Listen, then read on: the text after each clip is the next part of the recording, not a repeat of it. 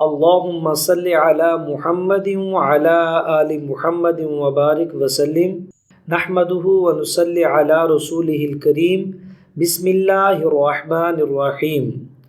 سامعین محترم، آپ دیکھ رہے ہیں یوپیڈیا چینل۔ ہم آپ کو اپنے چینل پر خوش آمدید کہتے ہیں اور اللہ تعالیٰ سے دعا کرتے ہیں کہ اے اللہ، ہمارے جتنے بھی ناظرین ہیں اور سامعین ہیں، ان تمام حضرات کو بہترین جزائے خیر عطا فرما۔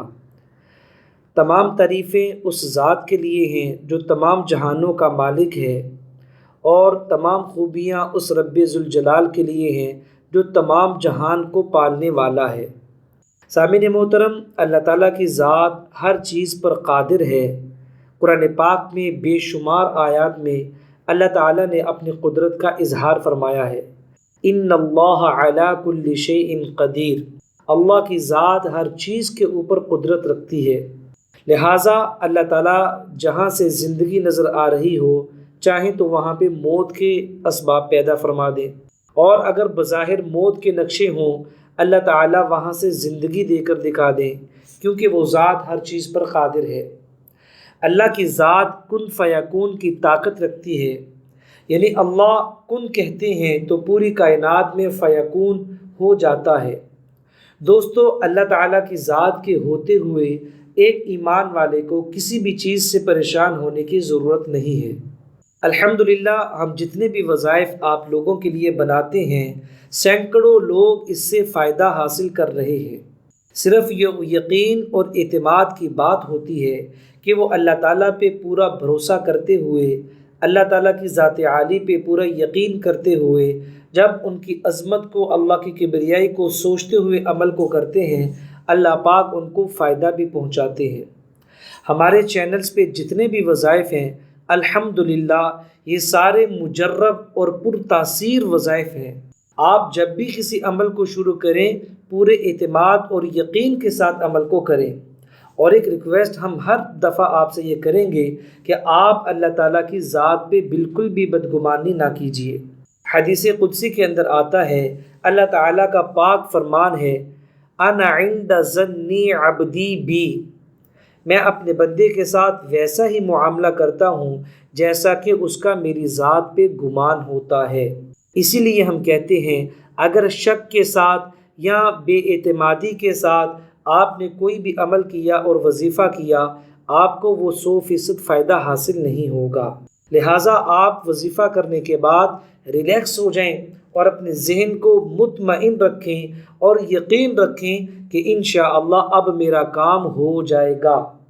جو لوگ یہ یقین رکھتے ہوئے وظائف کرتے ہیں، الحمدللہ وہ میسج کے ذریعے، ای میل کے ذریعے اور واٹس ایپ پہ وہ ہمیں بتاتے ہیں کہ ہمارا کام ہو گیا، اور اس طریقے سے، اس انداز سے ہوا کہ ہمیں یقین ہی نہیں تھا۔ اس لیے ہم تمام سامعین سے اور ناظرین سے یہ درخواست کریں گے اور ہر بار کریں گے کہ آپ پورے یقین اور اعتماد کے ساتھ وظیفہ کیجیے گا، اور اللہ تعالیٰ کی ذات پہ بھروسہ کرتے ہوئے، صبر کے دامن کو تھامتے ہوئے آپ وظیفہ کیجیے گا۔ ہر عمل کرنے کے بعد آپ کا صبر بہت ضروری ہے، کیونکہ اللہ کا وعدہ ہے قرآن پاک کے اندر، ان اللہ مع الصابرین، اللہ تعالیٰ کی ذات صبر کرنے والوں کے ساتھ ہے۔ اور رسول پاک صلی اللہ علیہ وسلم کا پاک ارشاد ہے، ان العجلۃ من الشیطان، کہ جلد بازی شیطان کی طرف سے ہے۔ اس لیے ہم نے جلد بازی کے ساتھ کوئی بھی عمل، کوئی بھی وظیفہ نہیں کرنا۔ تو دوستو، صبر کے ساتھ اللہ تعالیٰ کی ذات پہ بھروسہ اور اعتماد کرتے ہوئے آپ نے ہر عمل کو کرنا ہے۔ ایک بہت بڑے بزرگ ہیں، ابو الفتح بن بشر رحمۃ اللہ علیہ، فرماتے ہیں کہ میں نے ایک دفعہ بشر حافی، جو بہت بڑے بزرگ گزرے ہیں، ان کو خواب میں دیکھا۔ حضرت بشر حافی ایک باغ میں ہیں اور آپ کے سامنے دسترخوان بچھ رہا ہے۔ ابو الفتح کہتے ہیں، میں نے عرض کیا، اے ابو نصر۔ ابو نصر یہ کنیت تھی حضرت بشر حافی کی، کہ اللہ تعالیٰ نے آپ کے ساتھ کیا معاملہ فرمایا؟ بشر حافی کہنے لگے، اللہ تعالیٰ نے مجھ پر رحم کیا اور بخش دیا، اور ساری جنت میرے لیے مباح کرتے ہوئے فرمایا، کل من جمیع ثمارها واشرب من انہارها وتمتع بجميع ما فيها كما كنت تحرم نفسك الشهوات في دار الدنيا۔ یعنی اللہ تعالیٰ نے مجھ سے فرمایا ہر قسم کے جنتی پھل کھا، اس کی نہروں سے دودھ شہد وغیرہ پی، اور جنت کی ہر شے یعنی ہر نعمت سے لطف اندوز ہوتا رہ، کیونکہ تو نے دنیا میں اپنے نفس کو خواہشات سے محروم رکھا تھا۔ ابو الفتح فرماتے کہ میں نے خواب میں بشر حافظ سے یہ بھی پوچھا کہ آپ کے دوست امام احمد بن حنبل کہاں ہیں؟ فرمانے لگے هو قائم على باب الجنة يشفع لأهل السنة ممن يقول القرآن كلام الله غیر مخلوق۔ یعنی امام احمد بن حنبل جنت کے دروازے پر کھڑے ہیں اور اہل سنت میں سے ہر اس بندے کی شفاعت کر رہے ہیں جو یہ عقیدہ رکھتا تھا کہ قرآن اللہ کا کلام ہے، اللہ کی مخلوق نہیں ہے۔ آپ میں سے بہت سارے دوستوں کو شاید اس بات کا علم ہو کہ امام احمد بن حنبل رحمۃ اللہ علیہ کے دور میں ایک بہت بڑا فتنہ اٹھا تھا۔ فتنہ یہ تھا کہ لوگ یہ کہنا چاہ رہے تھے اور امام صاحب سے کہلوانا چاہ رہے تھے کہ قرآن اللہ کی مخلوق ہے۔ امام صاحب نے فرمایا کہ نہیں، یہ مخلوق نہیں بلکہ اللہ کا کلام ہے، کیونکہ جو مخلوق ہوتی ہے وہ حادث ہے، ختم ہو جاتی ہے، یہ کلام کبھی بھی ختم نہیں ہوگا۔ تو دوستو یہ فتنہ ہے، اس کی ایک الگ سے داستان ہے، لمبی سٹوری ہے۔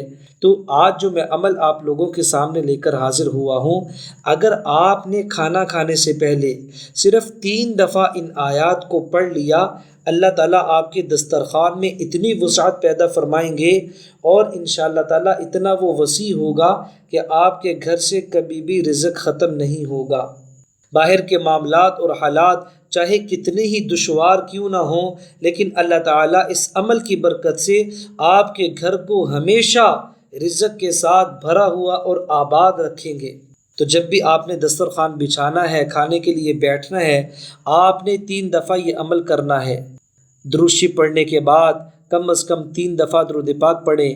اس کے بعد آپ یہ پڑھیں فَلْيَنْظُرِ الْإِنسَانُ مِمَّا خُلِقَ فَلْيَنْظُرِ الْإِنسَانُ مِمَّا خُلِقَ فَلْيَنْظُرِ الْإِنسَانُ مِمَّا خُلِقَ 3 دفعہ آپ اس آیت کو پڑھیں۔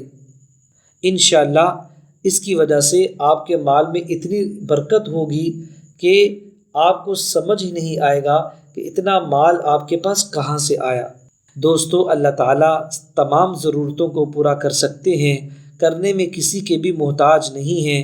میرے اور آپ کے مانگنے میں تو کمی ہو سکتی ہے، اللہ تعالیٰ کے عطا کرنے میں بالکل بھی کمی نہیں ہو سکتی۔ اپنا خیال رکھیں اور ویڈیو کو شیئر کر دیں، لائک بھی کر دیں۔ السلام علیکم ورحمۃ اللہ وبرکاتہ۔